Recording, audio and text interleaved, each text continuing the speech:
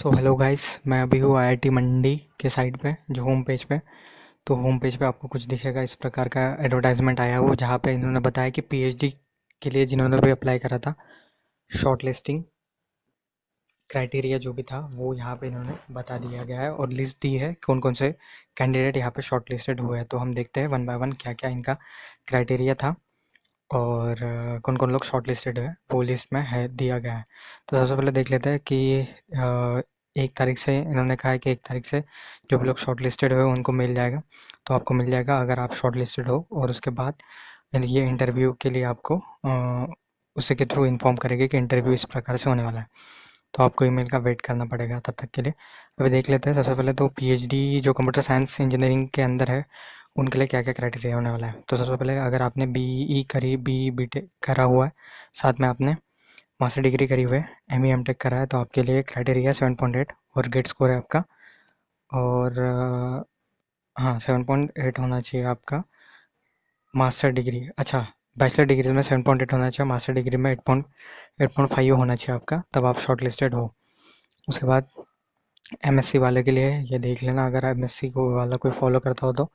उसके बाद 4th number पे बैचलर डिग्री अगर आपके पास हो तो सबसे पहले आपको 8 सीजीपीए आपका होना चाहिए। उसके बाद आप अमॉन्ग टॉपर होने चाहिए, आपके यहाँ पे टॉप 20 रैंक में होल्डर होने चाहिए आप, और वैलिड गेट स्कोर आपका होना चाहिए। और ये थर्ड इन्होंने कुछ कहा है कि bachelor degree holder in engineering and technology serving for 2 year और more in a reputed R&D organisation having proven research record अगर आपका हो तो भी आप यहाँ पे शॉर्ट लिस्टेड हो। तो यहाँ पे शॉर्ट लिस्टेड इन्होंने दिया है, यहाँ पे इतने लोग शॉर्ट लिस्टेड है। उसके बाद यहाँ पे इलेक्ट्रिकल इंजीनियरिंग में पीएचडी के लिए शॉर्ट लिस्टिंग सेम 7.5 होना चाहिए और 8 होना चाहिए आपका पीजी में, अगर आपने 4 year बैचलर डिग्री और मास्टर डिग्री करी हुई हो। उसके बाद अगर आपने 4 year आपने इलेक्ट्रिकल इंजीनियरिंग करी है तो आपका 8 सीजीपीए होना चाहिए और वही टॉप 20 में होना चाहिए आपका।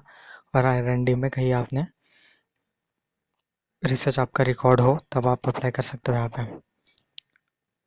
ये था, हाँ ये था। और यहाँ पे इन्होंने ये भी दिया है 9 आपका पॉइंटर होना चाहिए। ये था इलेक्ट्रिकल पीएचडी के लिए, और ये लोग सिलेक्टेड हुए इलेक्ट्रिकल पीएचडी के लिए। उसके बाद पीएचडी इन इलेक्ट्रिकल इंजीनियरिंग में स्पेशलाइज्ड पावर सिस्टम के अंदर इनका थोड़ा डिफरेंट है, 7.8 इन्होंने रखा है अंडर ग्रेजुएशन के लिए और 7.8 पोस्ट ग्रेजुएशन के लिए रखा है इन्होंने। उसके अलावा आपने अगर बैचलर ही करी हुई है तो बैचलर करी हुई है तो आपका 8 पॉइंटर होना चाहिए, टॉप 20 में आना चाहिए, और आर&डी आपने करा हुआ होना चाहिए, इसके पहले रिसर्च कुछ होना चाहिए। इसके अलावा इन्होंने 9 पॉइंटर का सीजीपीए इन्होंने रखा है यहाँ पे। तो ये जो 8 पॉइंटर है ये आईआईटी, अगर आईआईटी से आपने बीटेक करा हुआ है तो उसके लिए एप्लीकेबल, अगर आपने नहीं करा है तो आपका 9 पॉइंटर होना चाहिए। और ये लिस्ट है शॉर्ट लिस्टेड कैंडिडेट की। इसके अलावा यहाँ पे सिग्नल प्रोसेसिंग एंड कम्युनिकेशन के लिए भी दिया है इन्होंने, आप देख सकते हैं 7.62 होना है आपको अंडर ग्रेजुएशन में, और मास्टर में आपका 7 सीजीपी होना अगर आपने दोनों करा हुआ है तो। यहाँ पे बीएससी अगर किया हो उसके लिए दिया गया है, मास्टर डिग्री अगर एमएससी करा है उसके लिए दिया गया है, और बैचलर अगर आपने करा है तो आपको ये मिनिमम क्राइटेरिया आपका फॉलो होना चाहिए। और यहाँ पे इन्होंने शॉर्ट लिस्टिंग क्राइटेरिया, जो शॉर्ट लिस्टेड लोग हैं और पीएचडी वीएलएसआई में जो है उनका कोई शॉर्ट लिस्टिंग नहीं करा इन्होंने अभी फ़िलहाल।